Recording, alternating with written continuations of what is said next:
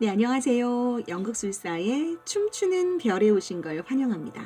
이번 시간에는 루이스 헤이의 긍정확언집, 근데 요거는 필사집으로 나온 거거든요. 거기 중에서 제가 한 부분 읽어드리려고 합니다. 음, 제가 읽어드리고 싶은 부분은 저 자신에게 또 하는 부분이라 돈에 관련된 부분입니다. 네. 제가 이제 그 끌어당김의 법칙 뭐 이제 시크릿해서 저도 정말 한때 막 그래 원하는 돈 내가 원하는 것들 막 그래 마음속으로 끌어당겨야지 막 했었었는데 그러다 보면서 이제 제가 뭐 어떻게 보면 마음 공부 깨달음에 관련된 것도 이렇게 막 이어지지 않았나 싶어요. 그러면서 이 끌어당김의 법칙이라는 부분도 이제 제가 이제 조금 알게 된 부분이 내가 뭔가를 원하는 것을 갖고 싶고, 그러니까 그게 돈이든 어떤 것이든 간에 원하는 것을 제가 마음속으로 생각할 때 의식적인 부분만이 아니라 무의식적인 부분이 굉장히 크구나. 그러니까 내가 의식적으로는 내가 막 돈을 갖고 싶어 막 하는데 내 무의식적으로는 돈에 대해서 돈 가진 사람 정말 다 손가락질 받을 만한 사람들이지 찌찌찌 돈이라는 거는 좀 안 좋아. 실은 돈은 참 그 사람을 아주 나쁘게 만들어 라는 마음이 들어있을 수 있다는 거예요. 그러니까 그런 부분이 있었을 때는 그 사람은 계속적으로 겉으로는 나는 돈을 원해라고 하지만 실은 내 마음속으로는 돈에 대해서 계속 돈이 들어오면은 뭐 스크루지처럼 되고 하고 하니까 계속 어떻게 보면 저항하고 있었던 마음이 있었다라는 거죠. 그래서 그런 부분들을 저도 알게 돼서 저도 저를 한번 봐봤어요. 그래서 저는 돈에 대해서 어떤 감정과 어떤 생각을 가지고 있나 한번 이제 생각을 해봤더니 일단은 저는 이제 돈에 대해서 되게 무감각했었더라고요. 무개념이었죠. 무개념. 그러니까 돈을 뭐 벌어야 된다 뭐 이런 것이 없다가 연극을 하면서 이제 성인이 된 거잖아요. 이제 연극 이제 20살 고 무렵에 했으니까. 근데 계속 이제 집에다가 손을 벌리긴 그렇고 하니까 연극하면서는 항상 아르바이트를 했던 거예요.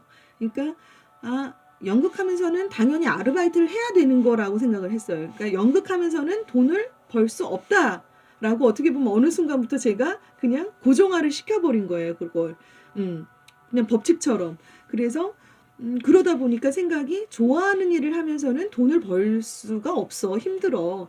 그러니까 돈을 버는 일은 따로 있어. 그리고 돈을 버는 일은 이렇게 매일 조금씩 꾸준하게 뭔가를 하는 일이야. 그러니까 제가 어떤 그런 식의 아르바이트를 했다 보니까 그렇게 해서 이제 저는 돈에 대한 개념이 좀 이렇게 어떤 이렇게 개념이 생겨버린 것 같아요. 그쪽으로만. 그러니까 고정화가 된 거죠.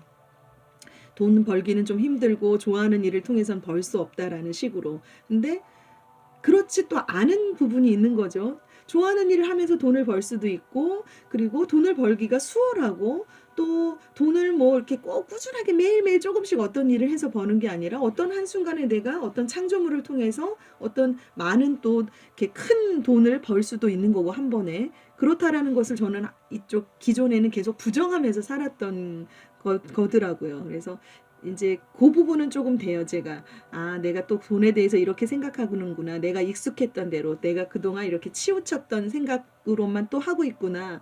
이렇게 생각해보자라고 이렇게 제가 이렇게 알아차리는 것 정도는 되는데 이게 오랫동안 저한테 습관화되어 있던 거다 보니까 계속 그런 마음을 제가 들 때마다 이렇게 바꿔내지 않으면 계속 제가 익숙했던 그 돈의 마음, 돈에 대한 생각으로만 흘러가게 되더라고요. 그래서 오늘 저한테도 그 부분 다시 한번 읽고 싶어서 이 부분 좀 읽어드려 볼게요.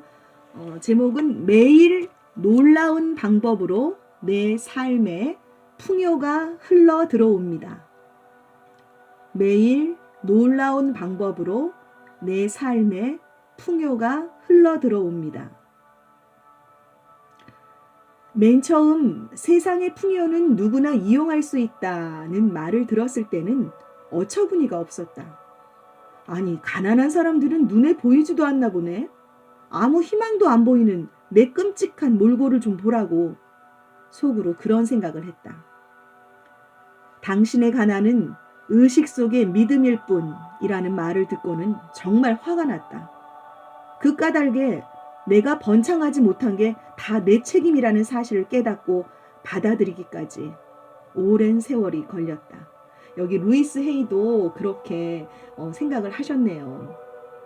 이는 내가 부적절한 인간이고 자격이 없으며 돈을 벌기 힘들고 재능도 능력도 없다와 같이 내가 가진 걸 인정하지 않는 잘못된 믿음 때문이었다.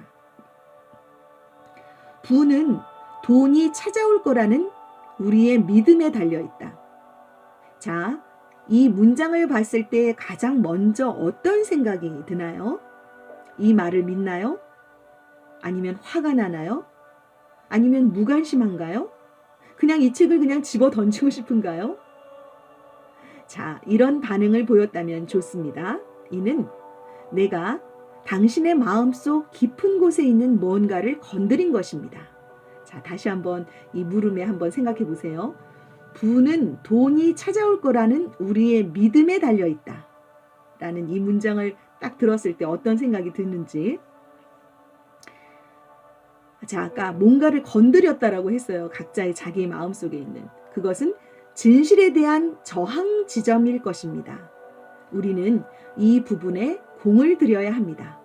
자, 이제 돈의 흐름과 온갖 좋은 것들을 다 받아들일 수 있는 잠재력을 발휘하기 위해 마음의 문을 활짝 열어야 합니다.